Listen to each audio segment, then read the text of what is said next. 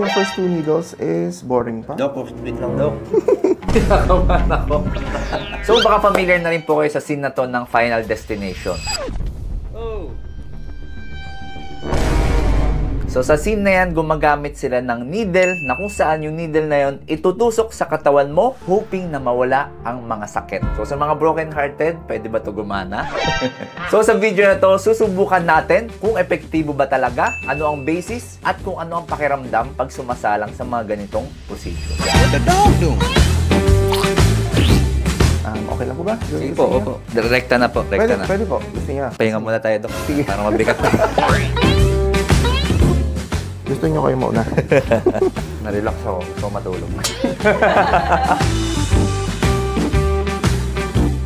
Few months po kasi meron ako iniindang sakit. Kasi nga po tayo ay medyo nahihilig sa pagba-bodybuilding, sa pagdi-gym.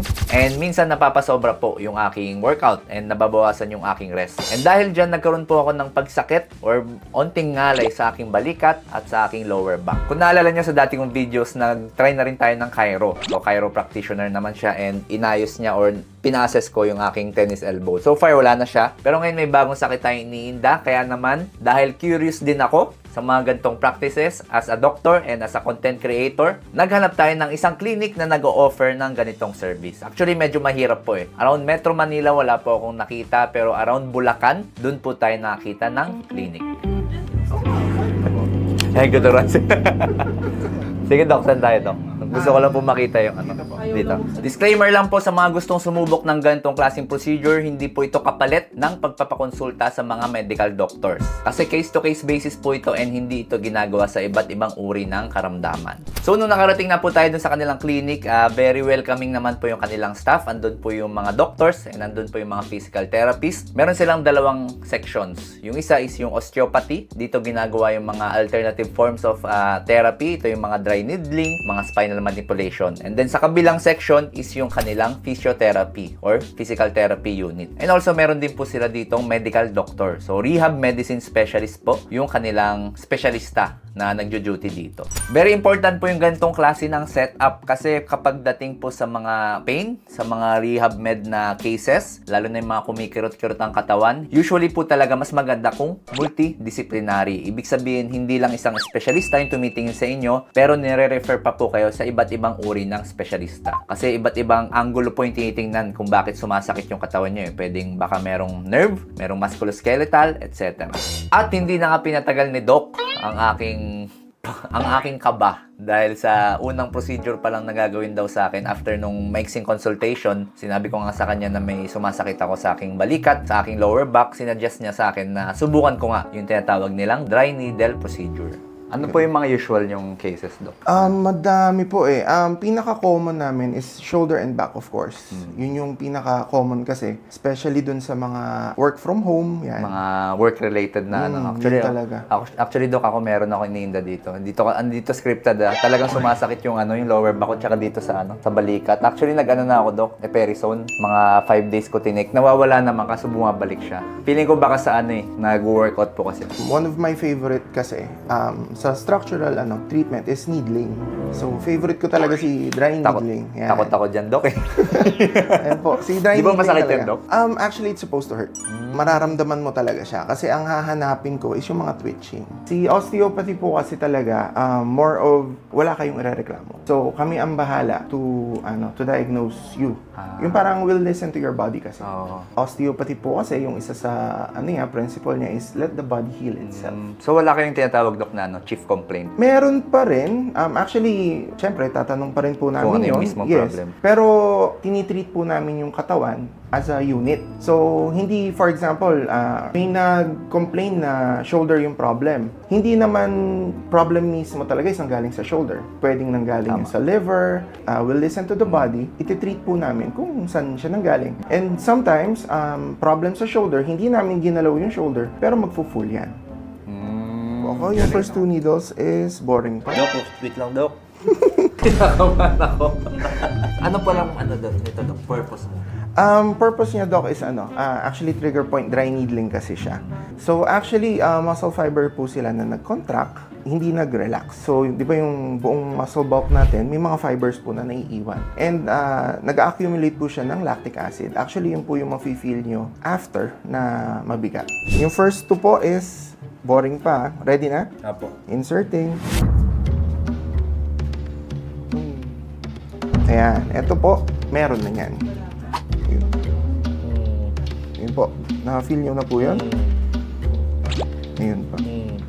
Ayun, Doc, mag-isa ko gumagalaw? Yes po. Pag tutusukin ka na kasi, hindi mo naman kita kasi nakadapa ka. Pero case-to-case basis. So, kunyari yung pain mo is nasa hita or nasa tuhod, kita mo yung needle. So, I think kapag kita mo yung needle, merong dagdag na takot or kaba. Pero sa akin, since hindi ko siya kita, aabangan ko na lang na tusukin niya ako. So, kahit papano, hindi masyado nakakaba. Pero nung dumampi na po yung needle, ramdam mo yung tusok, and ramdam mo na may bumabaon, pero manipis lang naman, hindi siya parang karayom na makakapal. So, pag bumabaon siya, parang may nararamdaman kang mabigat. Hindi siya makirot, hindi siya masakit, pero mabigat. Kasi tinatarget ni Doc yung mga areas na kailangan i-release. Yan. Usually, Doc, ano yan? Mga 10 minutes. Iniiwan ko po. Okay ka lang, Doc? Ano po na-feel nila? Mas nag-less na yung pain, pero may mabigat pa rin sa shoulder. Wala pa po yan. Pag once po na umupo kayo, dun yung po mafe-feel yung heaviness talaga.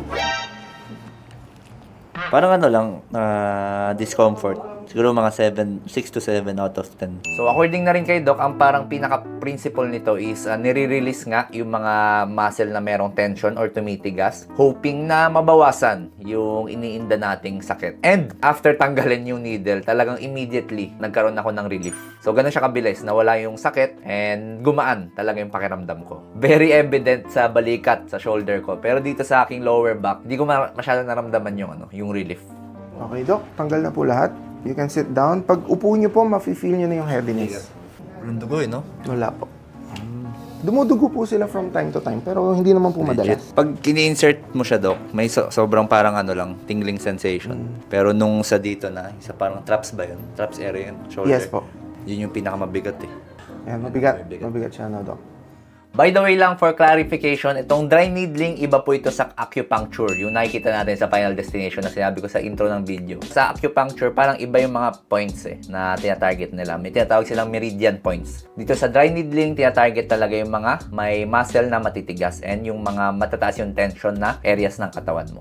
Of course, kung merong ginhawa na naramdaman, lalo na sa akin nung na-experience ko talaga, meron pa rin yung mga minimal risk. Ilan sa mga minimal risk na ako rin naramdaman ko is, of course, after nung procedure, pagka upo kong ganyan, talagang ramdam ko na merong mabigat sa aking balikat. Hindi siya masakit pero parang more on pressure na siya. Naramdaman ko to ng parang 24 hours lang. After one day, okay na ako. Nakapag-gym na ako ulit. Pero yung iniinda ko sa balikat na talagang ngalay, na parang merong makirot, hindi ko na siya talaga naramdaman. May mga ibang cases din na nagkakaroon ng pagpapasa, bruising, and very, very rare cases ng pneumothorax. Of course, kapag ito ay ginawa ng hindi professional, ng medyo sketchy na doktor, pwede ka magkaroon ng tinatawag na pneumothorax. Ang nangyayari dito, outer layer ng baga, natutusok siya. So, ang nangyayari, nagkakaroon ka ng hangin sa labas ng baga mo. Pwede ka mahirapan huminga. Pero very rare naman itong mga cases na to. Ayan, mabigat siya na, Doc. Ayan, usually po, after nyan, kasi what I do din is, I do manipulation. So, yun nga po, isa siya sa structural treatment na ginagawa ko. Manipulation yun po yung kinakrak. Ayan, pero unlike po nung iba na nakikita natin ngayon, may safety, po tayo, protocols. So, okay lang po ba? Sige po, opo. Direkta na po. Yes po. Rekta Pwede po. Gusto niya. Pahinga muna tayo, Doc. Parang mabigat pa. Mabigat pa eh. Next, yung ating spinal manipulations. May mga license naman pong gumagawa niyan. And hindi po natin yan dinidiscriminate. Ang ayaw lang natin yung mga walang lisensya. Kasi nga kapag walang lisensya, wala tayong hahablahin, wala tayong hahambulin kung may mangyaring masama sa atin. Yung po kasi noon, before doing, especially sa neck, dapat po, chine-check talaga siya. We have this test na vertebral artery test. So, i-check po natin kung iipit or i-infarct yung vertebral artery. Kasi, if i-infarct po siya, hindi na po dapat ituloy. And So, I have that may check patients muna. po talaga na meron nagpa-positive sila, hindi ko po tinutuloy. I-defer nyo. Pero yung sa mga case ko ba, kailangan talaga ng manipulation? Kung hindi kailangan... Po, Doc, ina-assess po natin yan. Ah, So, Hindi siya basta-basta. yes po. So, gagawin mo muna, Doc, yung vertebral artery. Yes. Check muna. Dangle po natin yung neck. Yan. Ako, Okay. nakakabato. So, madali lang po siya. Actually, puntahin dito. Open your eyes lang po. So, ang i-check ko lang, Doc, is kung may nystagmus or may nausea or difficulty in speaking, in swallowing. Yan. So, test niyo po. Meron po ba? No. Mic test. Ang ginagawa mo ba, Doc, is tinatry mong ipitin? Yes po. Para- Kaya po isa pang bawal na ginagawa during manipulation is extended yung neck. Yun po, medyo marami din po kasi na nagmamanipulate ng neck na extended. 20 to 30 seconds lang naman po kung wala nystagmus, wala pong doon po tayo sa kabila. Okay po. So negative po tayo. Atras po tayo ulit, Doc. And gaya nga lang sinabi ni Doc, actually nababanggit ko na rin ito sa mga iba kong videos regarding pagpapatwist ng mga leg. Very, very risky po ito kung nagkakaroon kayo ng tinatawag na cerebral vertebral artery aneurysm or dissection. May malaki po kasi tayong mga ugat na dumadaan sa ating leg. Kapag po nagkamali ng pag-twist or kapag kakaiba yung ating ugat, pwede pong madali yon. And kapag nadali yung ugat natin, yung blood flow sa utak, maapektuhan. Very, very dangerous. Yung gagawin ko, wag niyo pong pipigilan. Wag niyo po akong tutulungan. Hawak ko po buhay niyo. Okay, Doc. So, ito po, usually, pag sobrang painful na yung traps area, may pain din po ito. Kumusta po siya? Ito, wala naman. Wala naman. Yan. May pressure lang. Yung pressure lang po siya, no? Usually po kasi yung iba, hindi nila mababa yung head nila na ganito. Ito. Kasi po, sobrang sakit din. Okay. Ayan. May pain po ito. Parang... Compared po dito, di ba? Ito. Tapos nun, Doc, para po malaman nyo na okay yung gumagawa using manipulation, hindi po siya yung So maganda sa kanya, tok! Isa-isa lang. So ito lang po ang galawin natin. We'll do joint lockings para... Wow. How's it? Sarap. Eto pa, kumusta? So, hindi ko lang sure kung narinig nyo yung paglagotok ng mga buto ko dyan, pero sobrang sarap sa pakiramdam. Very nakaka-relief. Ang gaan ng pakiramdam ko after, lalo na dito sa aking lower back. Dito sa aking, ito rin, meron din akong, nabilib din ako dito kasi nga first time ko, and ako ay isang medical doctor. Yung background ko sa mga ganito, sobrang baba. And yun nga, posible pala talaga na magkaroon ka ng relief. So, yung dito, yung may kinakapasidok dito na may masakit ako naramdaman after niya i-manipulate, na wala. Nagkaroon ulit ng relief. So ito, ma'am, for physical therapy, yung kabila yung osteopath. Okay. Ayun po, yung treatment namin madalas salitan. So, i-consult muna nito. Tapos, yun, gagawin niya yung mga osteopathic na techniques niya. Tapos, more in PT, more on pain management kami, tsaka exercises. Ano tong machine na to, ma'am? Ito po si Shockwave. Shockwave. Same lang naman siya ng purpose with needling. Si needling lang kasi medyo invasive. Oo nga eh. Para siya sa mga patient namin na takot sa Pero same karayom. ang purpose? Yes. Dinudurog niya din po yung mga adhesions, yung mga taut bands, yan. Tapos, same lang din doon sa dulo, si Tecar. Si Tecar lang, yung feeling niya, more on heat, warmth po yung ginagamit niya. So, before kasi yung mga clinic, ang ginagamit, hot compress. Pero kasi yung hot compress, balat lang nainitan usually. Superficial lang. Yung target natin, deep, yung mga muscles talaga. So, yun po yung Tecar. Yun yung purpose niya, na dun talaga umaabot yung init sa deep. And I think dito ako pinaka nag-enjoy. Nung after natin sa osteopathy portion or segment ng kanilang clinic, lumipat na tayo dun sa physiotherapy or sa PT. And meron silang device na kung tawagin ay Tecar. So sa Tecar po, ang ginagawa dito is gumagamit sila ng radio frequency. So energy po yan na tina-transfer galing sa machine papunta po dun sa aking lower back sa katawan ko. And yung energy na yun na-convert into heat. And yung heat na yun, nakakatulong siya para ma-relax and para matanggal din yung mga tension na meron sa aking katawan. Ay, parang mas trip ko to. Kasi ang init. Oo, nakaka-relax siya. Actually, parang pwede mo dagdagan pa eh. Pwede ba yun? Or yan na yun? Pwede po. And after nga natin masubukan yung kanilang mga services and nakaramdam din naman ako ng ginhawa, of course, hindi natin pinalagpas yung time na baka pwedeng ma-interview yung kanilang rehab med specialist, yung kanilang doctor dito, and as well, si Doc na rin. Ano, Doc, yung mga challenging na cases na na-handle mo, if ever may masishare ka sa amin? Challenging usually is mga neurologic, stroke and spinal cord in particular. Kasi they tend to rehabilitate longer, usually 3 months to 6 months. And meron ding chance na hindi sila fully nagre-recover since yung neural or neurologic injury is relatively permanent. Meron mang recovery, it doesn't guarantee na 100% yung return to normal function. Anong opinion mo, Doc? Medyo controversial. Anong opinion mo, Doc, sa mga DIY na nagbo-bone crack? Yung bone setting? Yung usually walang mga training, nasa mga liblib na lugar. Most of them kasi, community trained or hand-me-down training. At the outset, actually, I discourage patients. Kasi hindi naman din talaga sila trained professionally to do it.